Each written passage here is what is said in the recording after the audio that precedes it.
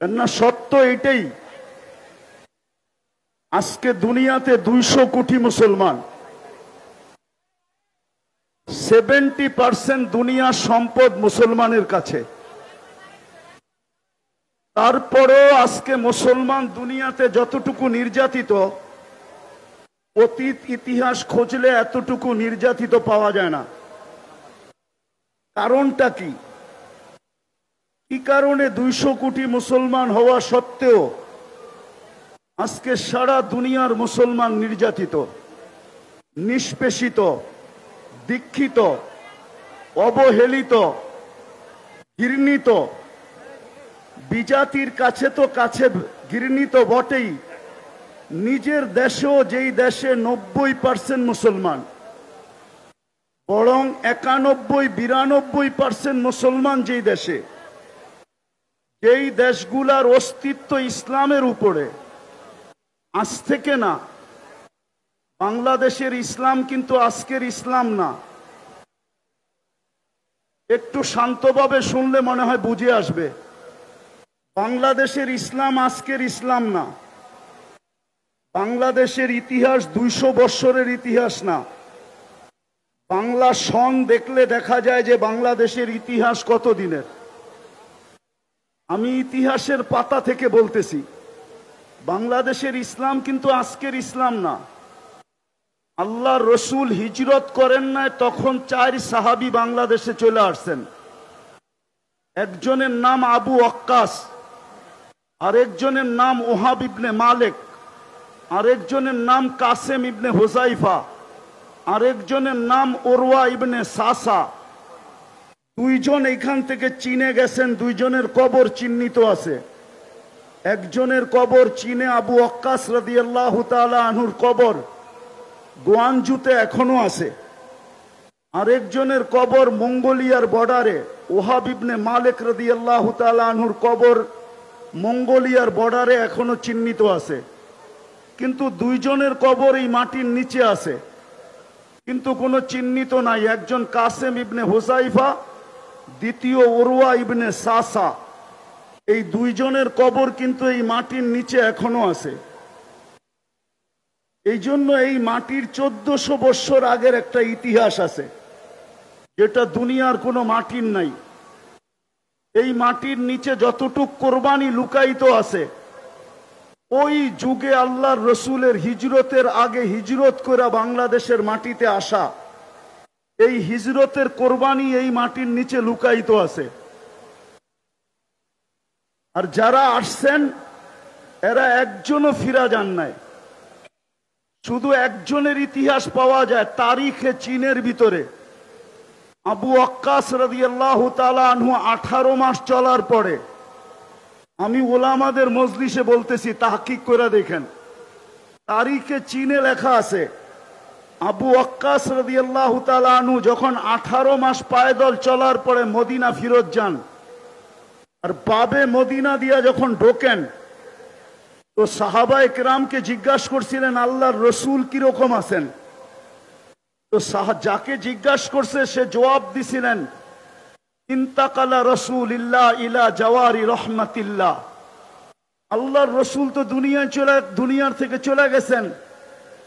তো আবু ওয়াক্কাস রাদিয়াল্লাহু তাআলা আনহুর মন কিরকম ভাঙ্গা ছিল, ওটা উনি আর আল্লাহ বলতে পারে, দুনিয়ার কোনো ভাষা এটা ব্যক্ত করতে পারে না।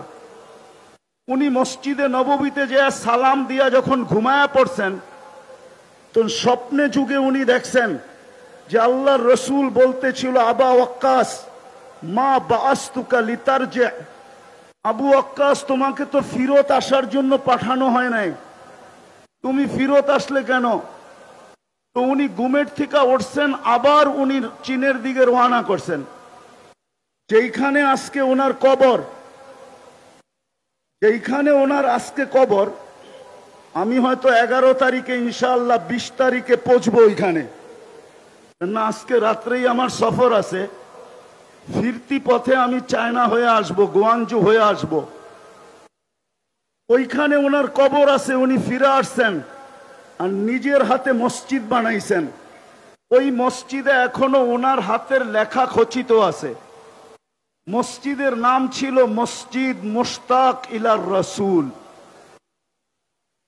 বাবার বিষয় কিন্তু মসজিদ মুশতাক ইলার রাসূল, আল্লাহর রসুলের জন্য পাগল প্রায় যেই ব্যক্তিরা ওদের মসজিদ।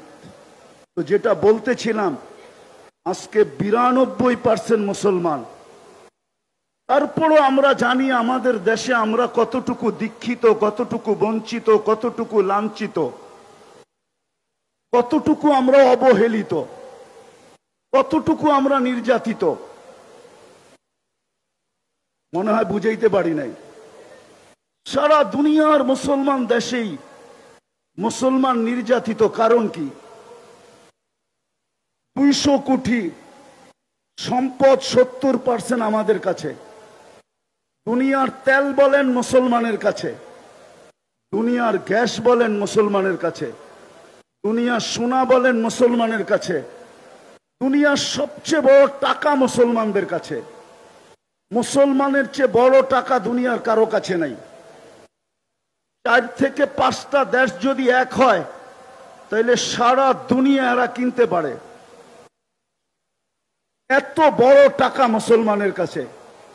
দুনিয়ার সবচেয়ে বড় টাকা কুয়েতের কাছে, দুনিয়ার সবচেয়ে বড় টাকা ওমানের কাছে, দুনিয়ার সবচেয়ে বড় টাকা বাহরাইনের কাছে, দুনিয়ার সবচেয়ে বড় টাকা ব্রুনাইয়ের কাছে। তারপরও মুসলমান ঘৃণিত, অবহেলিত কেন? আমার প্রশ্ন বলতে পারেন, কথা বলার ঢংও বলতে পারেন। আমার বিশ্বাস, এটা আমি মনের থেকে বিশ্বাস করি, আমার উপরে যে কেউ আঙ্গুল উঠাইতে পারেন তাতে কিছু আসে যায় না, বিরুদ্ধে লিখতে পারেন তাও কিছু আসে যায় না।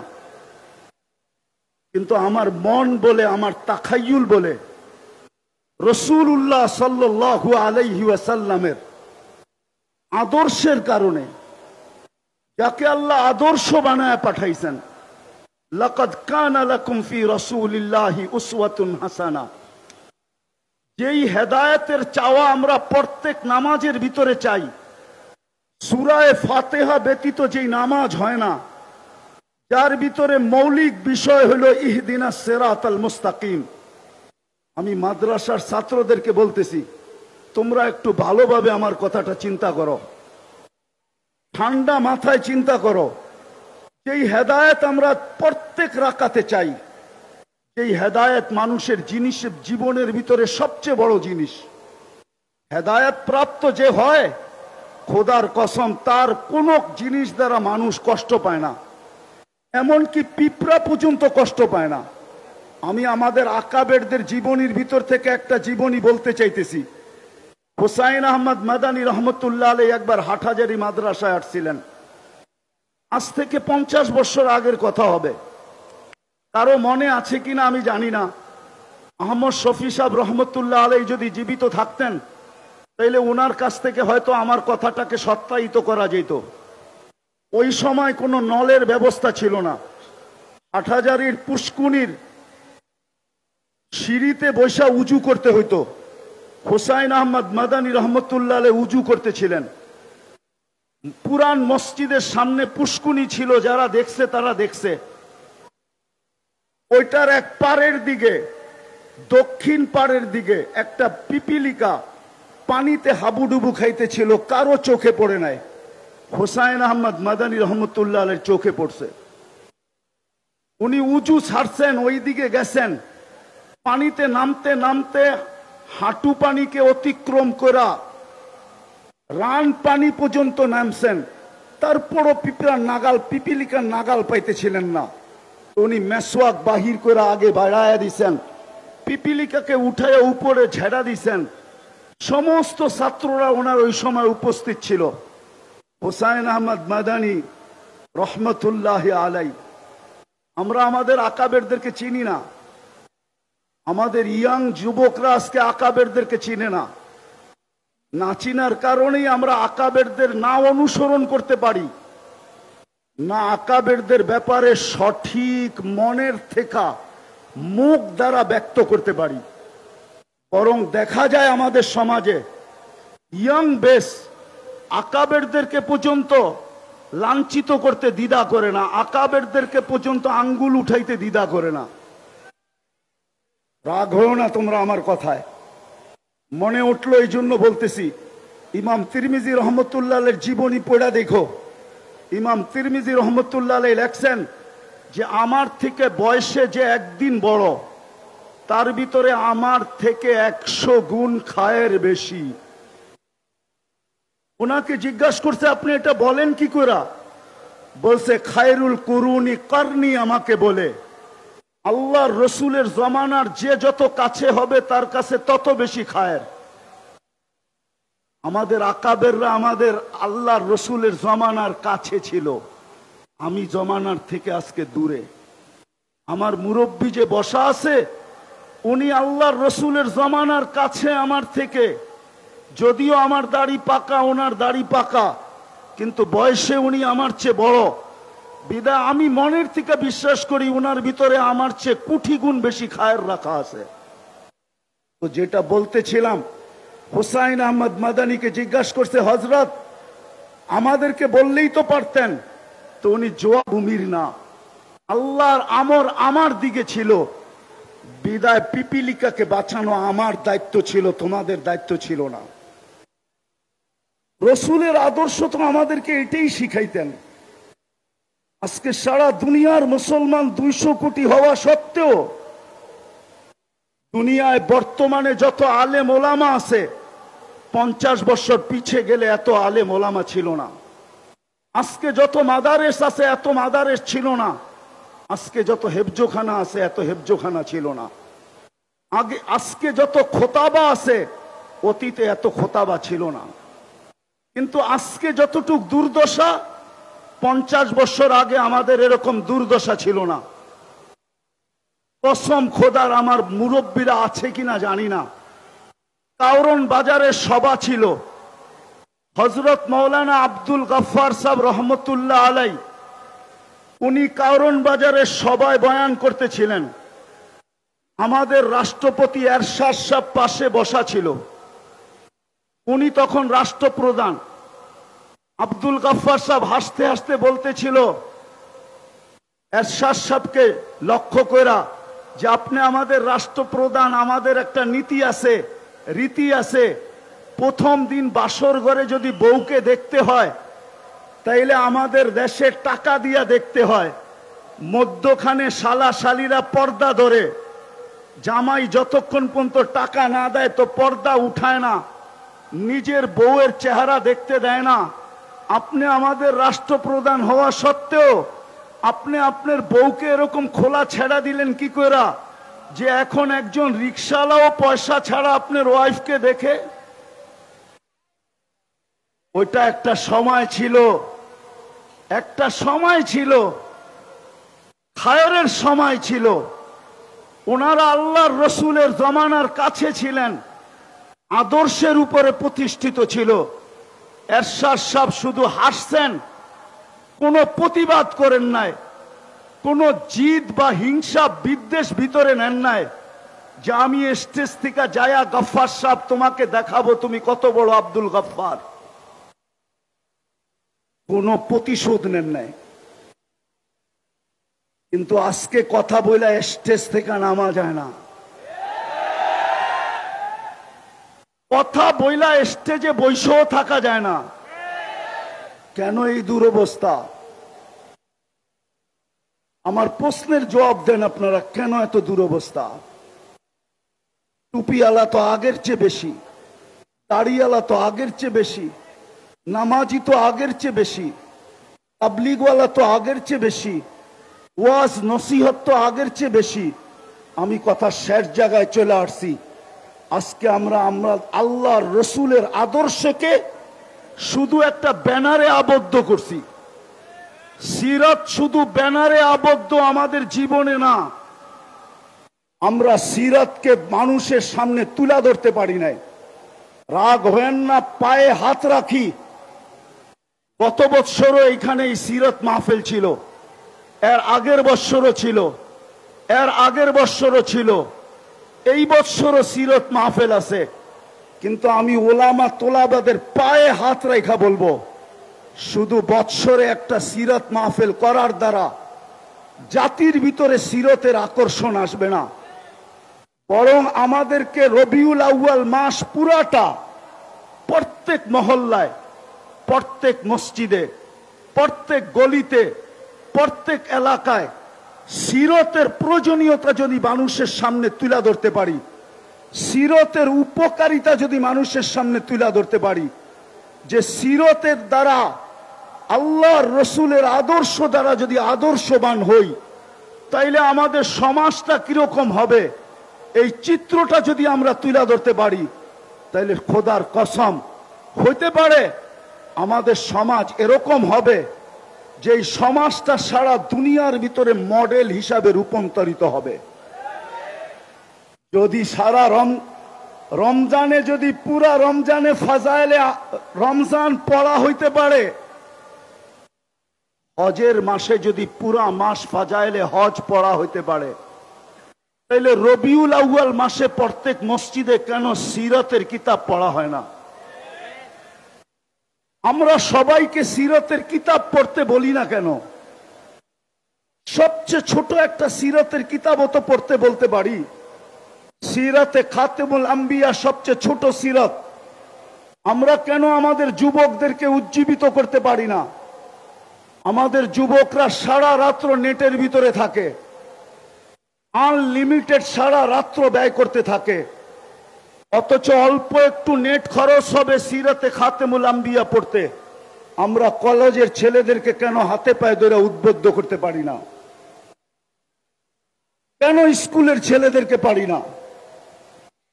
কেন ইউনিভার্সিটির ছেলে মেয়েদেরকে পারি না? আমার কথা একমত হবেন কি হবেন না জানি না, আমি দুনিয়া ঘুরা বলতেছি। আমি আপনাদের স্বাধীনতা দেখি নাই, কেননা আমি জুলাইয়ের 18 তারিখে চলে গেছি, আমি আগস্টের 18 তারিখে বাংলাদেশে আসছি। আমার সফর ছিল ইংল্যান্ড, কানাডা, মিশর, সৌদি আরব হয়ে আমি দেশে আসছি।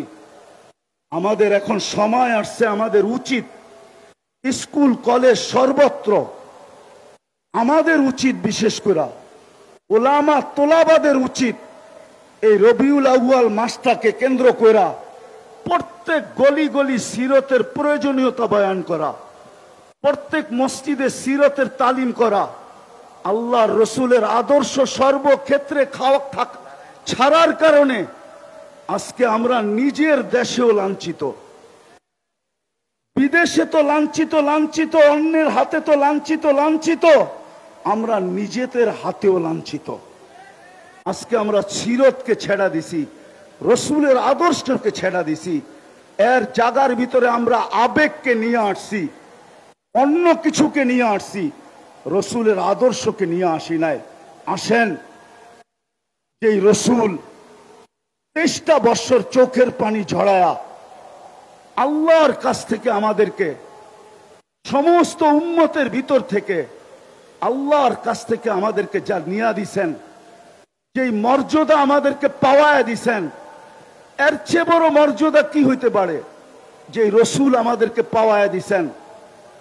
সুহাদা আলান নাস, এতটুক শব্দের ভিতরে যদি ডুব দেই, তাহলে দেখা যাবে আল্লামা জালালউদ্দিন সুয়ুতি রহমতুল্লাহ আলাইহি লেখছেন, এই উম্মত কিয়ামতের দিন আল্লাহর পক্ষে সাক্ষী হিসাবে আল্লাহর পাশে দাঁড়াবে। সমস্ত উম্মতের উপরে আল্লাহ আমাদেরকে সাক্ষী হিসাবে গ্রহণ করছেন, নিজের পক্ষে নির্বাচিত করছেন। এর চেয়ে বড় সৌভাগ্য কি চান? কিন্তু প্রশ্ন যদি উঠে আমাদের পক্ষে কে, তো আল্লাহ তো এটাও বলে দিছেন, ওর রাসূল শাহিদান আলাইকুম, আমি বন্ধুকে তোমাদের পক্ষে দিয়া দিছি আর তোমাদেরকে আমার পক্ষে নিয়ে আনিছি। বিদায় আসেন আমরা আজকের এই মাহফিল থেকে অঙ্গীকার করি, আর এটা না হওয়ার কারণেই রবিউল আউয়াল মাস ব্যাপী প্রত্যেক মসজিদে, প্রত্যেক গলিতে, প্রত্যেক মহল্লায়, প্রত্যেক গ্রামে, প্রত্যেক ইউনিয়ন, থানা, জেলায় সিরাতের চর্চা না হওয়ার কারণে রবিউল আউয়ালের নামে হাজারো আগাছা সমাজে ছড়ায় গেছে। যতই চিৎকার দেন, এই চিৎকারে দিলের মহব্বত বাহির করা যাবে না। যদি মহব্বত বাহির করতে হয় তাইলে ওইটাকে আগে ডিলেট করতে হবে, আর নবীওয়ালা মহব্বত দিয়া ওইটাকে ধুইতে হবে। নাইলে এই আগাছা দূর করা যাবে না, যে আগাছা রবিউল আউয়ালের নামে। আপনি বলবেন, আপনি যে প্রবচন দিলেন যে সারা মাস প্রত্যেক মসজিদে সিরাতের তালিম, সিরাতের আলোচনা, গলিতে, মহল্লায়, হাটে, বাজারে, প্রত্যেক গ্রামে, এরকম কি দুনিয়ার কোন দেশ আছে? আমার সাথে চলেন, আমি আপনাদেরকে দেখায় দিব। আমি ওই দেশে গেছি, একবার যাই না, 6 বার গেছি। আর একবার আমি ওই মহফিলে নিজে গেছি। আমার যাওয়ার কথা ছিল 1 সপ্তাহ পরে। আমাকে ওনারা চিঠি পাঠাইছেন, আমাদের এইখানে 1 মাস সুদানে সিরতের আলোচনা হয়, টানা 1 মাস, রবিউল আউয়ালের 1 থেকে নিয়ে 30 তারিখ পর্যন্ত। আপনি যখন আসবেন তো 1 সপ্তাহ আগে আসেন। আপনি আরবি না বলতে পারলেও ভাঙ্গা ভাঙ্গা যা বলতে পারেন, আমরা আপনার মুখ থেকে কিছু শুনতে চাই। এখনো আপনি সার্চ দিয়া দেখতে পারেন, সুদানে 1 মাস সিরতের চর্চা হয়, সিরতের 1 মাস। আপনারা আর কয়জন? এক এক মজমায় 4 থেকে 5 লক্ষ লোক থাকে। চলেন, আমি ইয়ামান 4 বার গেছি। ইয়ামানে 1 তারিখ থেকে 30 তারিখ পর্যন্ত, মাসের শেষ পর্যন্ত প্রত্যেক মসজিদে সিরতের চর্চা হয়। দুনিয়ায় আরো দেশ আছে, মরক্কো, জাজায়ের, টিউনিসিয়া, মরিটানিয়া, সারা মাস সিরতের চর্চা হয়। আজকে যদিও আমি আসার ছিলাম না, কিন্তু এমাদউদ্দিন সাহেবের বারবার ফোনের কারণে আসছি। আমি রাত্রি চলে যাব, আমার সফর কোরিয়ায়। কিন্তু আমি আসছি আপনাদের কাছে শুধু এই দরখাস্তটা রাখার জন্য। আজকের এই মজলিস থেকে আমরা ওলামা তোলাবা অঙ্গীকার করি যে বাকি পুরা মাসটা আমরা আমাদের মসজিদের ভিতরে সিরতের চর্চা করব, সিরতের আলোচনা হবে, সিরতের তালিম হবে, আমাদের ঘরের ভিতরে হবে, আমাদের মসজিদে হবে, মহল্লায় হবে। বুঝাইতে চেষ্টা করেন, একদিনে দূর হবে না, ইনশাআল্লাহ হইতে পারে অচিরেই দেখা যাবে যে বাংলাদেশে রবিউল আউয়ালের নামে যেই সমস্ত আগাছা ছড়াইছে, আমরা যখন শুরু করব প্রত্যেক গলি গলি, প্রত্যেক মসজিদ মসজিদ, তাইলে আর এটাকে দূর করার জন্য অন্য কোনো জিনিস লাগবে না। আমাদের এই চেষ্টার মাধ্যমে ইনশাআল্লাহ এগুলা বাংলার জমিন থেকে দূর হয়ে যাবে। আর না হলে যতই চিৎকার দেই, চিৎকার আজ থেকে চলতেছে না, আমাদের সেই ছোটবেলার থেকে দেখতেছি চিৎকার। কিন্তু বলেন, জশ্নে জুলুসের মিছিল কি ছোট হয় না বড় হইতেছে? বলেন বলেন আমাকে, বড় হইতেছে না ছোট হইতেছে? ডিম আগে 1000 টাকা বিক্রি হইতো, এখন 5 লাখ টাকা বিক্রি হয়। ডিমের দাম বাড়ছে না কমছে? ডিমের দাম বোঝেন? মনে হয় ডিমের দাম আপনারা বোঝেন নাই। আপেলের দাম 1000 টাকা ছিল, এখন 1 লাখ টাকা হয়েছে। চিনেন আপেলের দাম? জানেন তো না আপেলের দাম? কিন্তু আমি তো ঠান্ডা মানুষ, এই জন্য আপনাদের চিৎকার ওঠে নাই। হ্যাঁ, নাইলে বাংলাদেশ ছাড়া ইম্পোর্টেড আইটেম আইনা, যার দেশের ভিতরে যার কোনো পরিচিতিই নাই, যাকে মহল্লায় পর্যন্ত কাউকে চিনে না, তার এলাকায় কোন পর্যন্ত চিনে না, তার হাতের ছোঁয়ার ডিম বিক্রি হয় চিটাগাঙ্গে 5 লাখ টাকা। 5 লাখ টাকা। মনে হয় বুঝাইতে পারি নাই, মনে হয় বুঝাইতে পারি নাই। কি বুঝছেন? তৈয়ব শাহর হাতের ডিম, উনি তো নাই, ওনার ছেলের হাতের ছোঁয়া ডিম বিক্রি হয় লাখ লাখ টাকা। উনি পাকিস্তান থেকে ইম্পোর্টেড মাল। একটা আপেল বিক্রি হয় লাখ টাকা।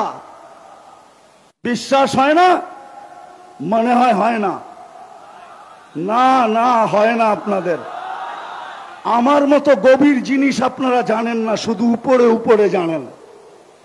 পানিতে ফু দিলে গ্লাস বোতল বিক্রি হয় লাখ টাকা লাখ টাকা, অথচ যাকে নিজের মহল্লায় চিনে না, যার ছেলে সন্তানের জীবনে আল্লাহর রসুলের কোনো আদর্শ নাই, পারি নাই আমরা শুধু চিৎকার দিতে পারছি, আমরা শুধু মাঠ গরম করতে পারছি। রসুলের আদর্শ আজকে বুলুণ্ঠিত, আমাদের জীবনে ঘৃণিত, দীক্ষিত, অবহেলিত, লাঞ্ছিত, বঞ্চিত। রসুলের আদর্শ প্রতিষ্ঠা করার জন্য, মানুষের জীবনে প্রতিফলিত করার জন্য আমরা রাগ হেন না, আমি এন্তেজামিয়ার বিরুদ্ধে বলতেছি না, আমরা বৎসরে একটা সিরাত মাহফিল করে মনে করতেছি আমরা রাসূলুল্লাহ সাল্লাল্লাহু আলাইহি ইসলামের হক আদায় করে দিছি, অথচ যে 24 ঘন্টায় 23 বছরে চোখের পানি কোনোদিন শুকায় নাই। কিতাব পড়া দেখেন, আগেও বলছি এখনো বলি, শুধু নেট কাটলে হবে না আর রাত্রে ফেসবুকে লিখলে হবে না, কিতাব পড়েন। আল্লাহর রসুলের 23 বছরে চোখের পানি শুকায় নাই। জিবরিল আর মিকাইল জিজ্ঞাসা করছে, মা জালা আরাকা তাবকি, আপনাকে যখনই দেখি কাঁদেন কেন? বলছে উম্মতের জন্য চোখের পানি শুকায় না। ওলামাদের মজলিস হিসেবে বলতেছি, পড়েন আবুল সামরকান্দির কিতাব রহমতুল্লাহি আলাই। উনি লেখছেন, আমি লিখি নাই, উনি কিতাবে লেখছেন, আমি লিখি নাই। আমি বলতেছি আপনি তালাশ করে সত্যায়িত প্রমাণ করেন। উনি লেখছে আল্লাহর রসুল কবর থেকে উঠবে, ওয়াহুয়া ইয়াবকি ওয়া ইয়াকুল, চোখে পানি নিয়ে উঠবে আর চিৎকার দিতে দিতে উঠবে, জিবরিল ময়দান তো খালি, আমার উম্মত কোথায়? ডাইনে দেখি উম্মত নাই, বামে দেখি উম্মত নাই, সামনে দেখি উম্মত নাই, পিছে দেখি উম্মত নাই। জিবরিল সান্ত্বনা দিবে, মা শাক্কাল আরদা আহাদুন ইল্লা আনতা, আপনি ব্যতীত জমিনের উপরে কাউকে উঠানো হয় নাই, উম্মত উঠে নাই। আপনি চিন্তিত হয়েন না, আপনি পেরেশান হয়েন না, উম্মত উঠে নাই, উম্মত হারায় যায় নাই, আপনার পরে উম্মত উঠবে। যেই উম্মতের মানুষ একটা ইউনিয়ন পরিষদের চেয়ার পাওয়ার জন্য মরতে রাজি, মারতে রাজি, বুকের তাজা রক্ত দিতে রাজি, সন্তানকে এতিম করতে রাজি, নববধূকে বিধবা করতে রাজি, ওই রসুল কিয়ামতের দিন সাল্লাল্লাহু আলাইহি ওয়াসাল্লাম মাকামে মাহমুদ পাবেন। কিন্তু উলামা বলক বসবেন কিনা? বলেন আপনারা বসবে কিনা মাকামে মাহমুদে যায়? বরং বুখারী রহমতুল্লাহ আলাইহি তো বলে হাত রাইখা দাঁড়ায় থাকবে। কেন বসবেন না? এত দামি চেয়ার মাকামে মাহমুদ, যার উম্মত ইউনিয়ন পরিষদের চেয়ার পাওয়ার জন্য, কাউন্সিলরের চেয়ার পাওয়ার জন্য, ছোট একটা এলাকার নেতা হওয়ার জন্য, জান দেওয়ার জন্য তৈয়ার, আর উনি মাকামে মাহমুদে বসবেন না কেন? এই রসুল কিয়ামতের মাঠে বসবে না, বলবে আমি বসবো না। দুই কথা লেখা আছে, চেয়ার যদি আমাকে উড়ায়া জান্নাতে নিয়ে যায় তাহলে আমার উম্মতের কি হবে? দ্বিতীয়, আমি উম্মতের সাথে অঙ্গীকার করছি হাউজে কাউসারে সাক্ষাৎ করব, আমি অপেক্ষা করব উম্মত যেন হাউজে কাউসারে এসে অপেক্ষা না করে। তৃতীয় লেখছেন, আমি 3 জায়গায় ছুটতে থাকবো, আমি এই চেয়ারের মজা নিব তো নিব কখন? আমি তো হাউজে কাউসারে যে পানি পান করাবো, মিজানে যায় দেখবো পাল্লা কিরকম সামনে ঝোঁকে না পিছে ঝোঁকে, আমি তো পলসেরাতে ছুটা যাব, আমার উম্মত পার হইতে পারতেছে কি পারতেছে না। আমি তো ময়দানে চিৎকার দিতে থাকবো উম্মতি উম্মতি বইলা, যদিও নাকি সমস্ত নবী রসুল চিৎকার দিবে নফসি নফসি বইলা, আমি তো 3 জায়গায় চিৎকার দিতে থাকবো, ছুটবো আর দৌড়াবো আর বলবো উম্মতি উম্মতি। আমি এই চেয়ারের মজা নিব তো নিব কোথায়? ওই রসুল যিনি উম্মতের জন্য এতটুকু দিয়া গেছেন, বলেন আজকে তার আদর্শ শুধু দাড়িতেই নিবদ্ধ, শুধু টুপিতেই, শুধু পাগড়িতেই, শুধু একটা জুব্বাতেই, শুধু সকাল বিকাল জিকিরেই, শুধু দাওয়াতেই? ওই রসুল আদর্শ দিয়া গেছেন আমাদেরকে। আজকে মুসলমান ওই আদর্শের আমি তো ফিলিস্তিনের জমিন 14 বছর আগে চইসা আসছি, 14 বছর। আপনি তো মিডিয়ায় দেখা চিৎকার দেন, আপনার সাথে আমার কোনো বিরোধ নাই, কিন্তু আমার মতো ওই জমিন চইসা দেখেন না আপনারা। আমি অহংকার করে বলতেছি না, আগে 99টা বলতাম, আজকে 102টা বলতেছি। 102টা দেখা শেষ আমার, বাইচা থাকলে আরো দেখার ইচ্ছা আছে। আমি 14 বছর আগে ফিলিস্তিন দেখা আসছি। আপনি অদিয়ে মুসা শুনছেন, কিন্তু এই চোখ দিয়ে দেখেন নাই। আপনি অদিয়ে খলিল শুনছেন, যেখানে ইব্রাহিম আলাইহিস সালাম শুয়ে আছে, এই চোখ দিয়ে দেখেন নাই। আমার চেয়ে বেশি ব্যথা আপনার দিলে না, আমি বিশ্বাস করি, কেননা আমি ওয়াদিয়ে মুসা দেখা আসছি। আমি ইব্রাহিম আলাইহিস সালামের ওয়াদি দেখা আসছি। ওয়াদিয়ে ইব্রাহিম, যেখানে উনি শুয়ে আছেন, ফিলিস্তিনের জমিন আমি চইসা আসছি। যেই জমিনের প্রত্যেকটা বালুর কণার সাথে বরকত মিশ্রিত।